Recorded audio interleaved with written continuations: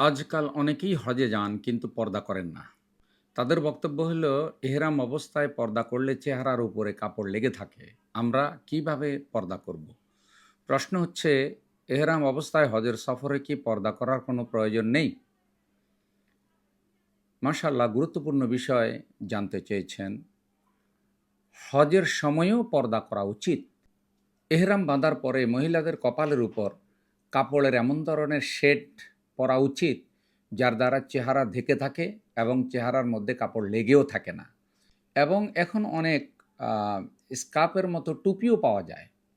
সামনে স্কার্ফ, পিছনে টুপির মতো। তাতে পর্দা সহজ হয়। অবশ্যই হজের সফরে মহিলাদের পর্দার সম্পর্কে সচেতন থাকা উচিত, যেন কোনোভাবেই হজের সফরে অশ্লীলতা প্রকাশ না পায়, পোশাক-আশাকের শালীনতা বিবর্জিত কোনো কিছু প্রকাশ না পায়। আল্লাহ সকলের হজ সহজ করুন, কবুল করুন। আমিন।